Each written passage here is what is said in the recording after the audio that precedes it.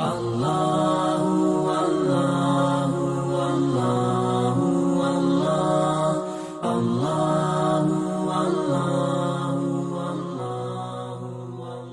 للہ وحدہ والصلاة والسلام علی رسول اللہ وعلی آلہ وصحبہ اجمعین ومن تبعهم بإحسان إلى يوم الدين أما بعد فأعوذ بالله من الشيطان الرجيم ولقد جاءكم موسى بالبينات ثم اتخذتم العجل من بعده وأنتم ظالمون۔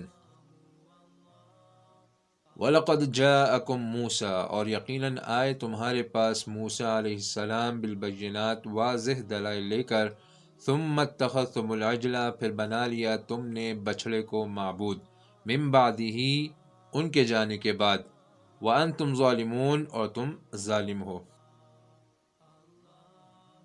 یہاں سے 96 نمبر آیت تک بنی اسرائیل سے چھٹا خطاب ہے، اور اس میں بھی ان کی دو قباحتوں کا ذکر ہے۔ ایک قباحت توحید کے واضح دلائل کے باوجود بچھڑے کی عبادت کر کے شرک کرنا، اور دوسری قباحت بچھڑے کی محبت کی وجہ سے کتاب اللہ سے اعراض کرنا۔ پچھلی آیت سے اس کا ربط یہ ہے کہ ما قبل میں گزرا کہ بنی اسرائیل نے قرآن سے انکار کے لیے ایک یہ بہانہ تلاشا تھا کہ وہ کہتے تھے کہ ہم اپنی کتاب کے علاوہ کسی اور کتاب پر ایمان نہیں لاتے، یعنی تورات پر ایمان لاتے ہیں صرف۔ تو یہاں اس آیت میں اس بات کا ذکر ہے کہ وہ حقیقت میں تورات کی پیروی بھی نہیں کرتے، یعنی تورات کو بھی نہیں مانتے، بلکہ وہ اصل میں صرف اپنے خواہشات کی پیروی کرتے ہیں، خواہشات پر چلتے ہیں، اور ان کی خواہشات کے سامنے جو چیز آتی ہے رکاوٹ، تو وہ اس کو ہٹا دیتے ہیں، اس کو نہیں مانتے۔ تو تورات بھی اور قرآن پاک بھی، آسمانی ہدایت، یہ ان کی خواہشات کے مخالف تھیں، ان کی خواہشات کے پورا ہونے میں ایک رکاوٹ تھی، تو اس لیے انہوں نے تورات پر بھی عمل نہیں کیا اور قرآن کا بھی انکار کیا۔ اس آیت میں اس کی ایک دلیل یہ ہے کہ ان کے آبا کے پاس، یعنی موجودہ بنی اسرائیل جو ہیں، ان کے آبا کے پاس موسیٰ علیہ السلام واضح دلائل لے کر آئے، تورات لے کر آئے، معجزات لے کر آئے، لیکن اس کے باوجود انہوں نے بچڑے کی عبادت شروع کر دی۔ تو اسی طرح ان موجودہ بنی اسرائیل کا بھی یہی حال ہے کہ انہوں نے محمد صلی اللہ علیہ وسلم کے واضح دلائل اور معجزات دیکھ کر بھی آپ صلی اللہ علیہ وسلم پر ایمان نہیں لائے۔ تو اس آیت میں ان کی یہ پہلی قباحت مذکور ہے کہ موسیٰ علیہ السلام ان کے پاس توحید کے واضح دلائل لے کر آئے تھے، لیکن اس کے باوجود انہوں نے بچڑے کی عبادت کر کے شرک کیا تھا۔ وَلَقَدْ جَاءَكُمْ مُوسَىٰ، اور یقیناً آئے تھے تمہارے پاس موسیٰ علیہ السلام۔ تو اس میں خطاب ہے موجودہ بنی اسرائیل سے، اور ان سے خطاب اس لیے ہے کیونکہ یہ بھی اپنے آبا کے ان برے اعمال اور قباحتوں پر راضی ہیں، خوش ہیں، اس کا انکار نہیں کرتے۔ یہ نہیں کہتے کہ ہمارے آبا نے یہ کام غلط کیا تھا بچڑے کی عبادت کر کے، بلکہ اس پر راضی ہیں، اس لیے ان سے خطاب ہے اور ان کو یہ بات بتائی جا رہی ہے کہ تم لوگوں نے ایسا کام کیا تھا۔ بالبینات، واضح دلائل، اس سے مراد موسیٰ علیہ السلام کی 9 معجزات ہیں، جن کی تعداد سورہ اسراء میں ہے اور تفصیل سورہ اعراف میں ہے، یا اس سے مراد موسیٰ علیہ السلام کے عام معجزات ہیں، جن میں سے بعض پچھلی آیت میں گزر گئے، جیسے کہ بادلوں کا سایہ، من و سلوہ کا نازل ہونا وغیرہ وغیرہ۔ تو بالبینات سے یہ مراد ہے، 9 معجزات مراد ہیں یا عام معجزات مراد ہیں۔ ثم اتخذتم العجل من بعدی، کہ پھر تم نے موسیٰ علیہ السلام کے کوہ طور پر جانے کے بعد بچھڑے کو معبود بنا لیا، وانتم ظالمون، اور تم ظالم ہو۔ ظلم اصل میں اللہ تعالیٰ کی ہر نافرمانی اپنی جان پر ظلم ہوتا ہے، لیکن اپنی جان پر سب سے بڑا ظلم جو ہے وہ شرک ہے۔ تو یہاں وانتم ظالمون میں یہی شرک مراد ہے۔ وَإِذْ أَخَذْنَا مِيثَاقَكُمْ، اور جب لیا ہم نے پکا وعدہ تم سے، وَرَفَعْنَا فَوْقَكُمُ الطُّورَ، اور بلند کیا ہم نے تمہارے اوپر طور پہاڑ کو، خُذُوا، تو ہم نے کہا پکڑو، مَا آتَيْنَاكُمْ، اس کتاب کو جو ہم نے دی ہے تمہیں، بِقُوَّةٍ، مضبوطی سے، وَاسْمَعُوا، اور سنو، قالوا تو انہوں نے کہا سمعنا ہم نے سن لیا وعصینا اور ہم نہیں مانتے واشربوا اور بسا دی گئی فی قلوبہم العجل ان کے دلوں میں بچڑے کی محبت بکفرہم ان کے کفر کے سبب قل آپ کہہ دیجئے بئس ما یأمرکم برا ہے وہ کہ جس کا حکم کرتا ہے تمہیں ایمانکم تمہارا ایمان ان کنتم مؤمنین اگر تم مومنین ہو۔ اس آیت میں ان کی دوسری بری خصلت اور وہ دوسری بری قباحت کا ذکر ہے، یعنی بچڑے کی محبت کی وجہ سے کتاب اللہ سے اعراض۔ پچھلی آیت میں بنی اسرائیل کی طرف سے موسیٰ علیہ السلام کی نافرمانی کا ذکر تھا، اور اس آیت میں تورات کی تابعداری سے انکار کا ذکر ہے۔ اس سے پہلے 63 نمبر آیت بھی اسی طرح کی گزر چکی ہے، وہاں پہ اس کے 3 جملوں کی تشریح گزر چکی ہے۔ وَإِذْ أَخَذْنَا مِيثَاقَكُمْ وَرَفَعْنَا فَوْقَكُمُ الطُّورَ اور جب لیا ہم نے پکا وعدہ تم سے اور بلند کیا تم پر طور پہاڑ کو، خُذُوا مَا آتَيْنَاكُمْ بِقُوَّةٍ اور ہم نے کہا کہ پکڑو اس کتاب کو جو ہم نے تمہیں دی ہے قوت کے ساتھ، مضبوطی سے۔ اور پھر وہاں تھا وَاذْكُرُوا اور یاد کرو، اور یہاں پہ ہے وَاسْمَعُوا سنو۔ تو یہ وَاسْمَعُوا سے مراد یہاں پہ سماع قبولیت ہے، یعنی بات سنو قبولیت کے لیے، یعنی جو سنو اس پر عمل کرو، صرف سنی سنائی نہیں بلکہ سنو عمل کرنے کے لیے، یہ مراد ہے اس سے۔ تو جب ان سے کہا گیا کہ سنو تو انہوں نے کہا سمعنا وعصینا ہم نے سن لیا لیکن ہم نے نافرمانی کی۔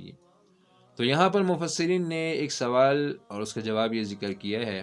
سوال یہاں پہ یہ پیدا ہوتا ہے کہ جب طور پہاڑ ان پر معلق تھا تو اتنے خوف اور ہیبت کے وقت انہوں نے عصینا یہ کیسے کہا کہ ہم نہیں مانتے، اور پھر ان سے یہ کہنے کے باوجود ان سے طور پہاڑ کیسے دور ہوا؟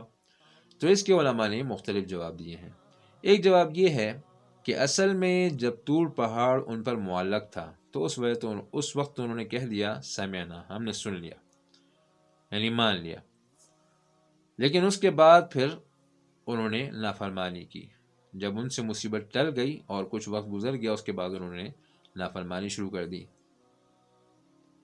تو ایک جواب یہ۔ دوسرا جواب یہ ہے کہ اصل میں طور پہاڑ پر موسیٰ علیہ السلام کے ساتھ بنی اسرائیل کے کچھ سردار گئے تھے، تو ان سرداروں نے تو کہہ دیا اس وقت کہ سمعنا ہاں ہم نے سن لیا مان لیا، لیکن جب انہوں نے آ کے اپنی قوم کو بات بتائی کہ اللہ تعالیٰ نے ایسے ایسے احکامات دیے ہیں، تو انہیں جو اللہ تعالیٰ کے احکامات مشکل لگے تو انہوں نے عصینا کہا کہ ہم نہیں مانتے۔ اس لیے یہاں پر قولو فرمایا اور قلتم نہیں فرمایا۔ تو یہ 2 جواب ہیں۔ وَأُشْرِبُوا فِي قُلُوبِهِمُ الْعِجْلَ اور بسا دی گئی ان کے دلوں میں بچھڑے کی محبت۔ اس جملے میں ان کی نافرمانی کی علت ذکر ہے، یعنی اتنی سمجھ بوجھ اور عذاب کے نمونے دیکھنے کے بعد، عہد اور وعدے کرنے کے بعد بھی ان لوگوں نے نافرمانی کی، تو یہاں اس کی علت ذکر ہے کہ اس کی وجہ یہ تھی کہ ان کے دلوں میں بچڑے کی محبت پیدا ہو گئی تھی، کہ جس کی وجہ سے انہوں نے ہر قسم کی نافرمانی کی اور حتیٰ کہ شرک بھی کیا۔ یہاں پہ آیا ہے اشربو پلا دینا، اشراب۔ اہل عرب میں اشراب یہ 2 معنوں میں استعمال ہوتا ہے، ایک پلانے یا سیراب کرنے کے معنی میں، پھر یہ سیراب کرنا بھی 2 قسم کا ہو سکتا ہے۔ ایک سیراب کرنا جیسے زمین کو سیراب کرنا ہوتا ہے، زمین کو پانی دینا تاکہ وہ سیراب ہو جائے، تو اس کا فائدہ کیا ہوتا ہے کہ اس سے پھر ہر قسم کے پودے، فصلیں اور درخت وغیرہ اگتے ہیں۔ تو یہاں پر بھی ایسا ہی ہے کہ ان کے دل بچڑے کی محبت سے سیراب ہو گئے تھے، تو اس کی وجہ سے ان کے دلوں میں مختلف قسم کی خباثتیں اور قباحتیں اور بری عادتیں یہ پیدا ہو گئی تھی۔ تو یہ معنی اشربو کا۔ سیراب کو دوسرا معنی یہ ہو سکتا ہے کہ نشہ آور چیز پلانا اور اس سے سیراب کرنا۔